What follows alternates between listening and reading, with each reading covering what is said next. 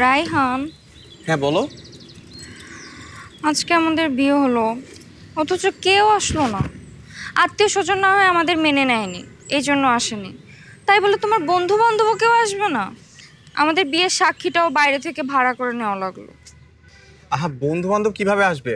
ওরাও তো আমাদের বিয়েটা মেনে নেয় নাই। তোমার বন্ধু বান্ধব বিয়ে মেনে নেয় কেন?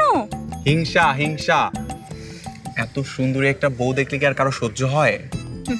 করুক হিংসা, হিংসা করে কি করবে? শত হিংসার মাঝেও আমাদের ভালোবাসা অটুট থাকবে। সেটাই তো।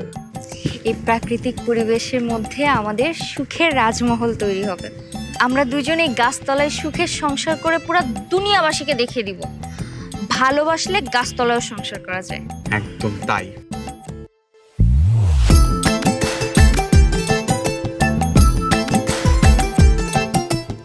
কি হলো? দেখছো কি সুন্দর ঠান্ডা বাতাস? এটাকে বলে ন্যাচারাল এয়ার কন্ডিশনার, বুঝছো? বাসায় থাকলে কি এরকম বাতাস পেতা? না, কখনোই না। তাহলে ভাবো আমরা এখানে কত সুখে থাকবো।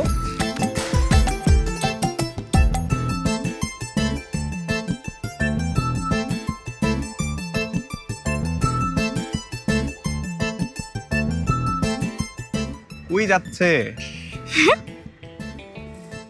দেখো পরিবেশটা কত সুন্দর না? এইদিকে লেক আর এইদিকে বড় বড় সব গাছপালা। উফ, আর এর মধ্যে আমাদের ছোট্ট একটা সংসার। হ্যাঁ, সত্যি কথা বলতে কি জানো, তোমার মতো যদি একটা সুন্দরী বউ পাশে থাকে না, তাহলে গাছতলায় কেন, বন জঙ্গল হোক আর সুন্দরবন হোক, যেখানেই থাকবো সেখানেই সুখে থাকবো।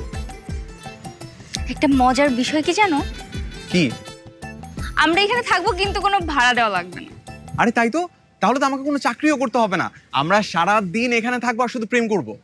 না, ভালো আইডিয়া তো। চাকরি তো একটা করতে হবে, তাই না? নাইলে আমরা খাবো কি? কেন?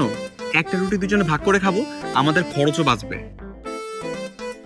ঠিক আছে, বুঝলাম, কিন্তু তারপরে তোমাকে কিছু করতে হবে, চাকরি বাকরি করা লাগবে। ওকে, আচ্ছা ঠিক আছে, তা কিছু একটা করবো না।